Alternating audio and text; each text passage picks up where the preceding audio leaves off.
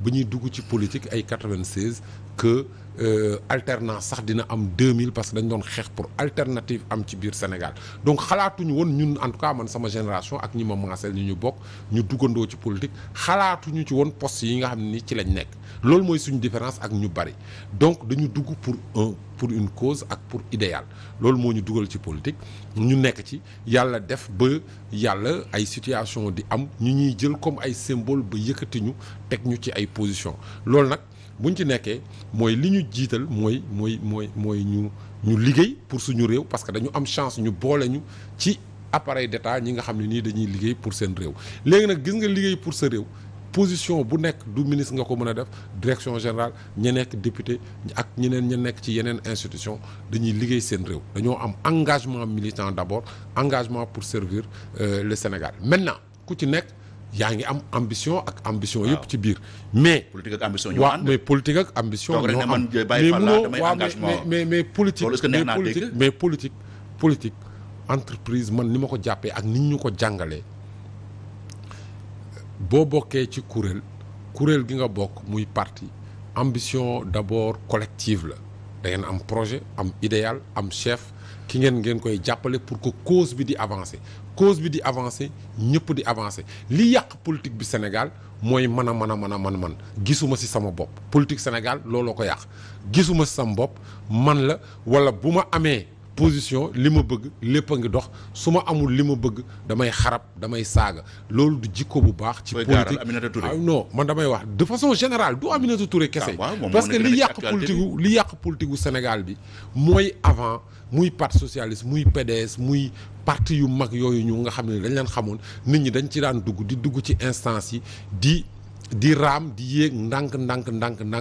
ba yegg ci kaw léegi nag da ngay yeewu tey dugg ci parti tey ne ñaari at dama war a nekk ci kaw loolu moo yàq politique bi wala dañ may jox baax na joxuñu ma dara baaxul loolu man en tout cas man bokkuma ci ñi nga xam ne ni noonu lañ jikkoowe wala noonu la ñuy duggee ci politique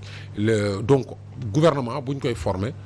ñi ci war a dugg 17 millions de sénégalais lañ ñi engagé wu am mérite pour dugg ci bari nañ donc président bi day tànn ñu tànn fanweer ak juróom-ñett la donc da ngay jàpp ni président bi li mu war a tànn ci ay équilibre ci ay situation dafay jël ci situation fu ñu toll ña nga xam ne nii ñoom la jàpp ni mën nañ ko jàppale donc ñi ci des ña ñu bàyyi ñoo ëpp ñooñu nag bu fekkee ni gëm nañ li ñuy def ak am nañ ci dëggu-dëggu dañu war a jàppale ñooñu pousse ñooñu parce que ñun ñëpp ñoo war a nekk ensemble pour que cause bi jëm kanam man personnellement noonu laa gisee te noonu laa jàpp ni képp kuy responsable noonu nga war a gisee parce que ku nekk ëllëg sa tour dina ñëw parce que mënoo ne tey dañoo tànn ñi man dama mer parce que tànnuñu ma ëllëg bu ñu la tànnee ñeneen mën nañoo mer donc loolu dañ koy gis fii Sénégal président boo ko wóoloo nga ànd ak moom li muy tànn moo ko xam critères yi muy tànnee moo ko xam tey ñu tànn la mu arrangé nga kontaan suba mu tànn keneen arrangé wu la nga bëgg ko xarab loolu du jikko bu baax te du loo xam ne nii war nañ ko bàyyi mu continuer ci politique bi Sénégal donc man aw ma woon benn attente bay am déception donc il faut nga am attente pour am déception parce que bari nañ ñi nga xam ne nii mën nañ dugg ci gouvernement suñu tànnee ñenn ñi d'autant plus que gouvernement bi ñu tànn man dama si bari ay xarit trop. waaw sama xarit yi bari nañ ci trop te loolu je pense que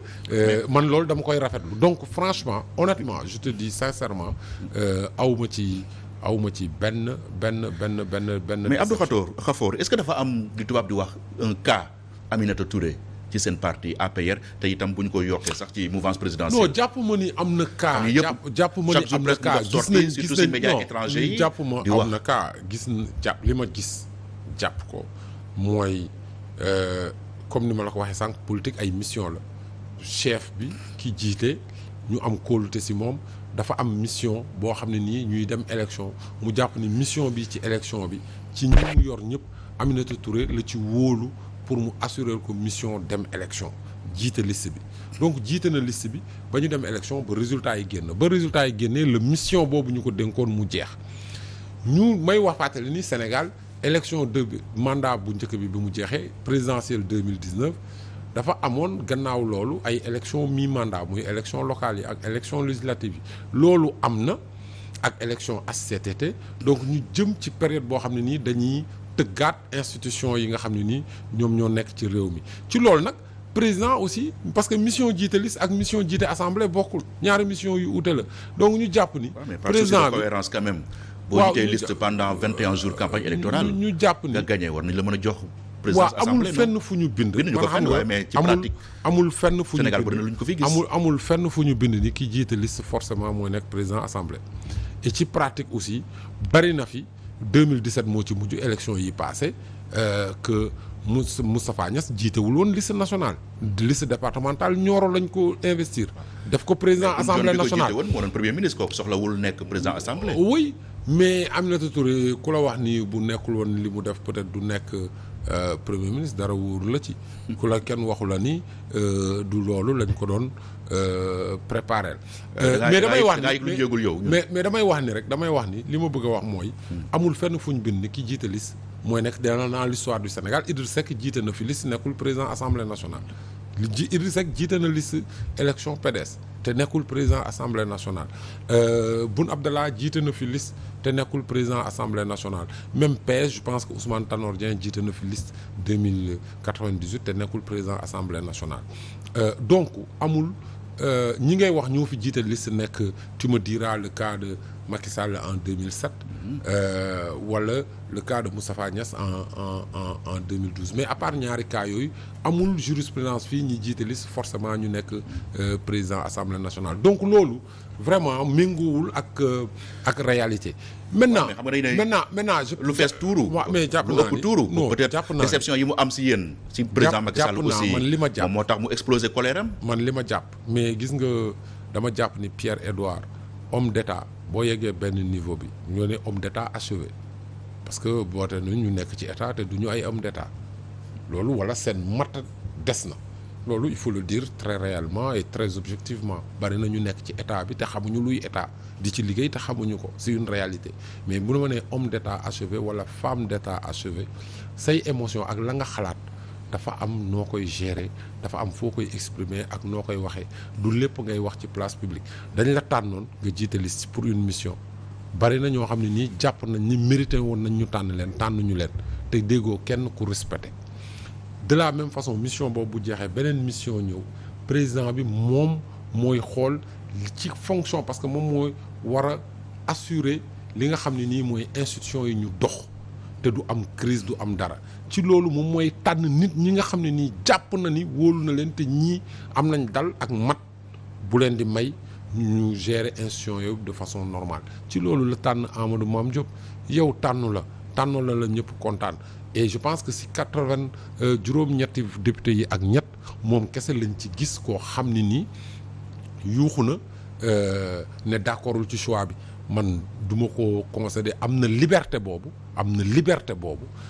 ni d'accorduma ci choix bi mais na jàpp ni am na ay moments yuñ ko choisir nañ ko fi premier ministre choisir nañ ko fi président conseil économique et social choisir nañ ko fi te ñeneen d'accorduñu te mais kenn fësalu ko donc man loolu laa jàpp donc jàpp ma ne am na cas ban conséquence logique la ñu retiré ci cas Aminata Touré bi non da ngeen koy dàq ci parti bi wala da ngeen koy invité moom mu démissionné xam nga parti boo ciy dugg nañu waxante dëgg fii dañ dul wax affaire u principe man je reste sur les principes parti boo ciy dugg adhésion volontaire la yow yaa toog nga gis nga ni parti bi doy na ma neex na ma wala sa parti bi laa sentir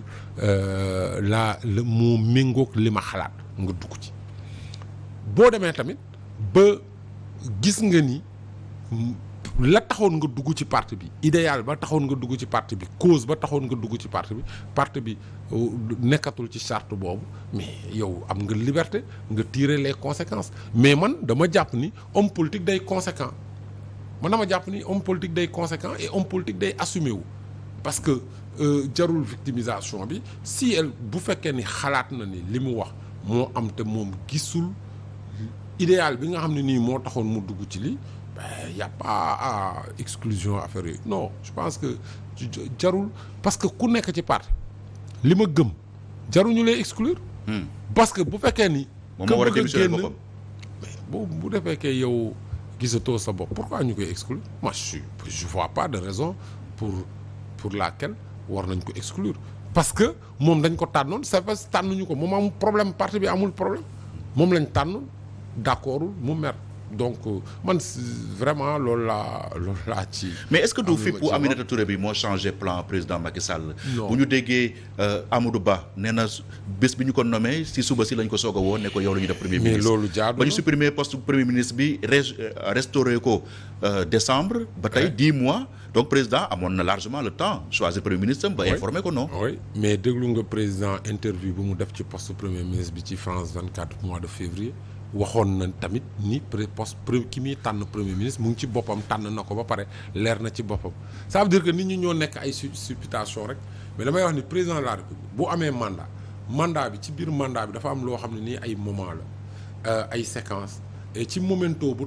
mu toll moom moo xam acte yam war a poser changement yam war a def ak ñi mu jaakaar ni ñoo ko war a accompagner donc jàpp naa ni président moom mooy déterminer la politique de la nation moom mooy déterminer architecture gouvernement bi ak nu mu koy tëggee loolu am na ñu mu ciy liggéeyal maintenant ña muy tànn ça veut dire que mun na leen tànn ci boppam bu yàgg mais mu fësal leen ko wala mu yëgal leen ko que mu wax ko Amadou Ba le matin à 10h loolu y a aucun de problème à cela parce que bari na ñuy dugg ci gouvernement mais SMS lañ leen di yónnee wala juróomi minute avant liste bi muy génn lañ leen di yëgal ni dinañ bokk ci gouvernement bi donc parce que loolu aussi c'est pour éviter que yenn fuites yi ak yenn supputation yi loolu ça n'a absolument rien à voir. gis avant Macky Sall consultation bi publique la woon ministres yi ñëw dugg. wala les ministres yi ñuy consulter mais loolu voilà loolu charme la woon da doon gën a neex sax. président bu nekk ak ay méthodam président bu nekk xam nga remaniement amul loolu je pense que am na ay problèmes yu mu doon indi président bu nekk ak ay méthodam le président day def ay consultation mais consultation yi beneen forme consultation moom la tànn ci mode de gouvernance am te je pense que ba mu fi nekkee 2012 ba léegi à part consultation gouvernement 2012 yi je pense que il fait ses consultations de façon discrète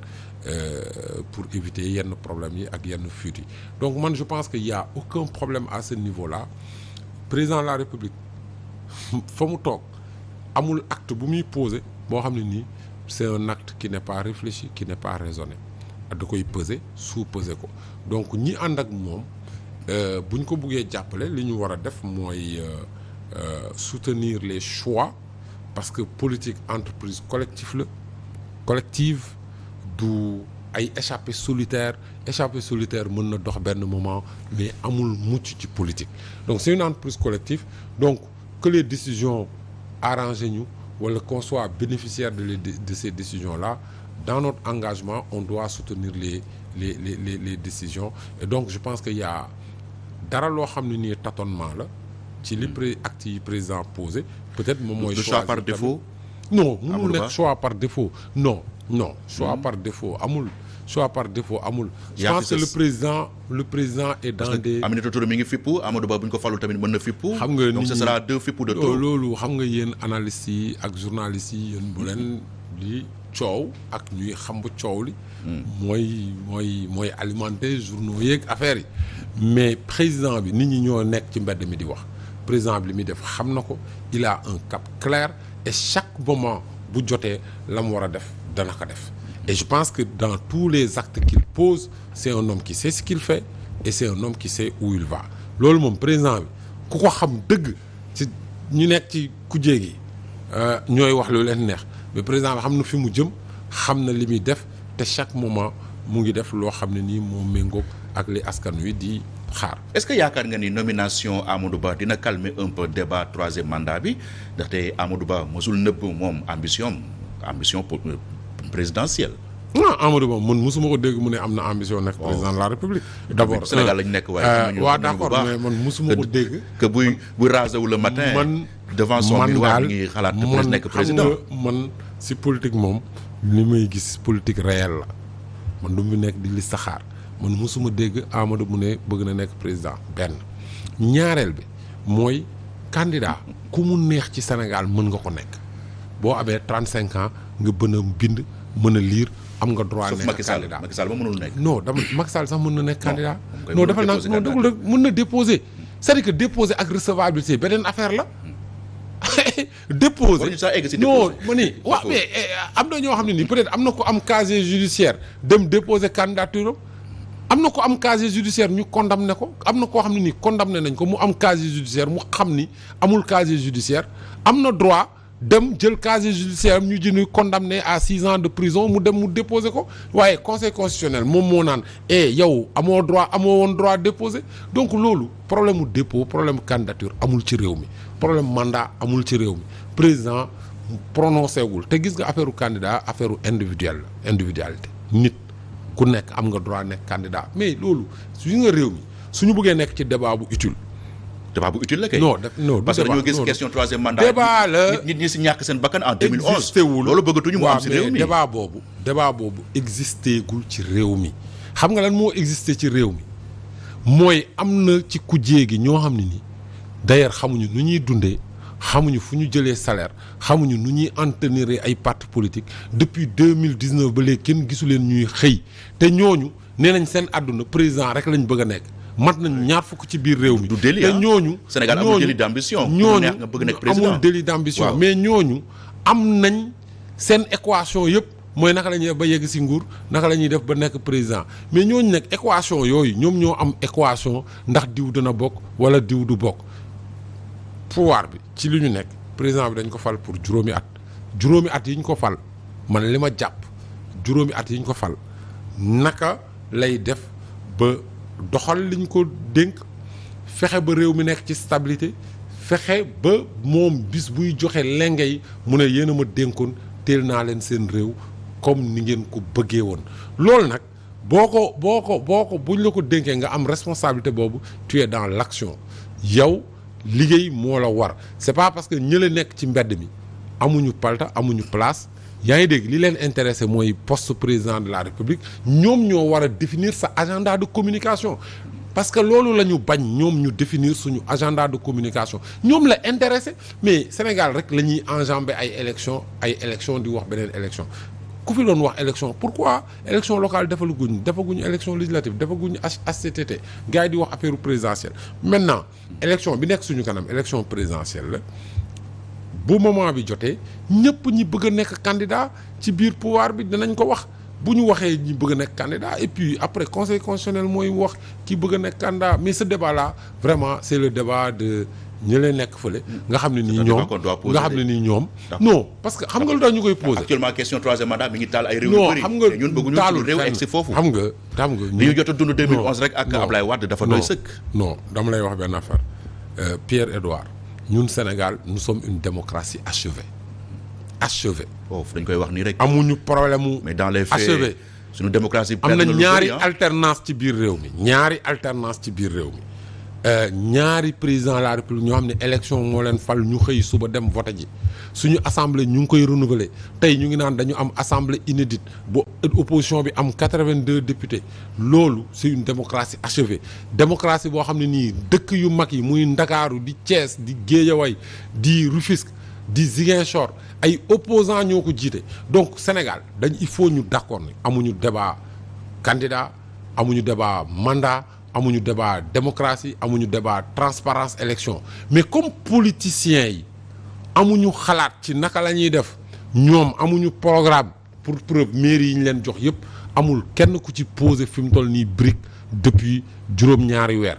amuñu mënuñu wax ban xaalis. fonds de dotation ak fonds de concours yi mais fonds de dotation fonds de concours loolu ndimbal la buy dem ci collectivités locales yi jëm ci état bi loolu si te loolu dañ ko encadré yaa ngi dégg. loolu ci compétence pour financer compétence transférées yi mais li mairie yi war a dundee mooy seen recette c'est impôts locaux loolu dañu waxante dëgg amul benn mairie boo xam ne nii maire bi mu ngi lay gérer normalement maire buy compter ci fonds de dotation ak fonds de concours kooku ak askanam nañu génnee seen yaakaar ci moom parce que mënu leen développer bu fekkee ni ci ndimbal état ak li ko état di jàppale loolu la yaakaar pour développer mënul développer ses recettes locales kooku nañ ko bàyyi donc Sénégal amul problème donc non ma ne la maire bu fi toog di layoo fonds de dotation ak fonds de concours pour liggéey maire boobu xam leen ne tappalekat la mënu leen jëmale kanam parce que maire bi li ñuy xaar ci moom naka lay dopper les recettes locales pour mun a avancer loolu ay tappale la ay lay la yoo xam ne nii wéeruwul ci dara mënuloo ñëw wax ñu jox la ba pare nga bëgg ci tappale ak ci ay lay donc gis nga Sénégal ñi nga xam ne nii ñoom ñoo fi nekk ba laaj baatu askan bi ba ñu fal leen du ñu wax ci programme tey ñoom ñëpp ñu kenn du la ci wax élection 2024 lii mooy sama programme bëgg naa agriculture Sénégal ñii laa koy développer bëgg naa def tant de kilomètres de route tey nii nga xam ne nii la ñuy doxalee bourse de sécurité familiale wala programme Puma wala Koumpentoum wala Île à Morphil lii laa fa war a def amul kenn ku la ko ciy wax parce que amuñu programme amuñu expérience d'état xamuñu réew mi li leen intéressé débat yooyu sax non parce que des politiques publiques sont en cours de mise en œuvre gis nga état opposition dafa baax ci réew parce que dana améliorer li état bi di def mais mooy tey ñu ne politique économique bi lii la wala tey ci agriculture bi lii la ñu bëgg a gis lii mooy orientation yi ñu ne non orientation yi lii moo ciy sooxe lii la ñu war a def ñun jàpp nañ ni yoon bii la ñu war a jël loolu mooy politique mais politique doo leen dégloo ci rajo yeeg télé yi du matin au soir mooy dara baaxul ci réew mi mooy nit ñi sàcc lañ mooy nit ñi liggéeyuñu mooy nit ñi ñu bon lañ c'est-à-dire que il faut rompre seen démocratie Sénégal fi mu toll ak avancer Sénégal sànq rek maa ngi waxtaan ak sama benn xarit bu jógee Paris boo xam ne nii fukki at te ci opposition bi la bokk fukki at duggul tegul tànkam Dakar bu mu ñëwee nee na ma dama réer. parce que nit ñi ak santé bi nekk ci réew mi. dama ne la mën a réeral nit dama ne la képp ku toog juróomi at ñëwoo Sénégal duggoo Dakar boo duggee ci réew mi da nga naan da nga réer. c'est que ce pays là il faut que ñu arrêter autoflagellation bi dama ne bëri na salte bi bëri na inondation yi bëri na du ma ne lépp gongo ñëpp mën nañ séeréer ah du ma ne lépp gongo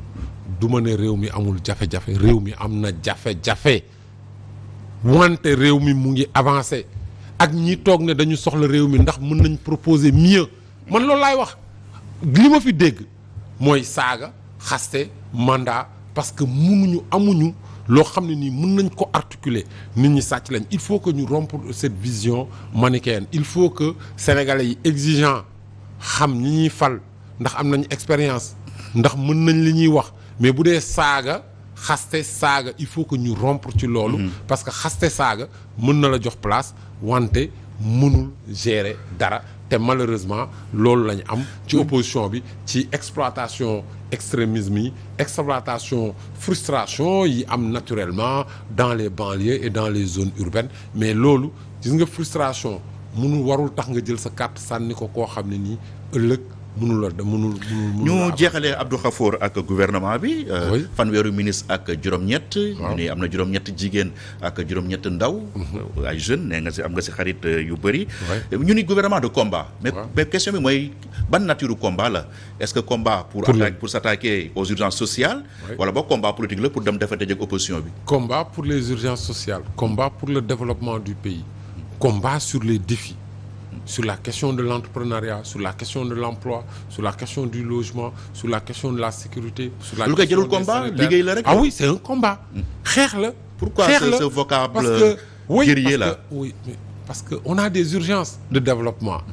on a des urgences de développement il faut des combattants des patriotes ñi nga xam ne nii duñu xëyee suba ba ngoon xare pour inondation jóge fi xare pour que ndaw ñi am liggéey wax yëpp xare 10 ans ngeen fi def. waaw lan ngeen def pendant tout ce temps là alors. xare ci loolu. sottiwul.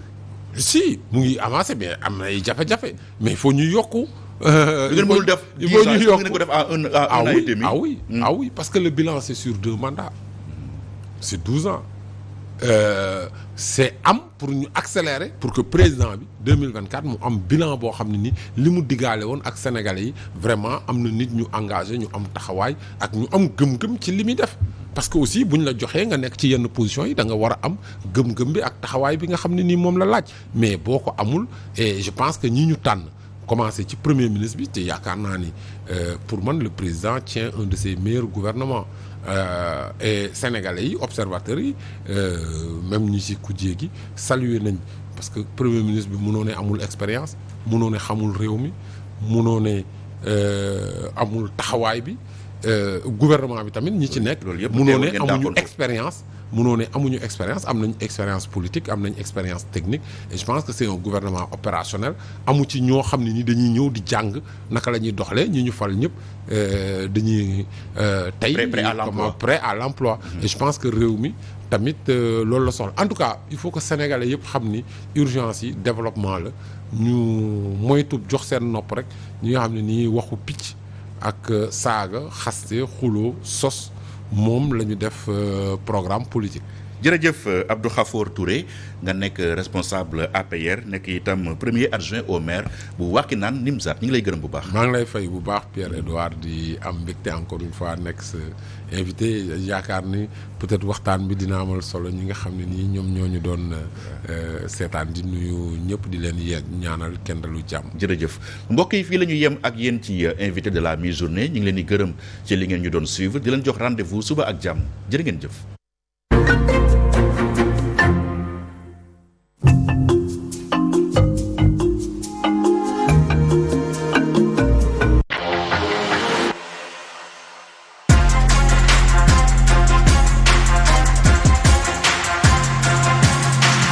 Walfadjri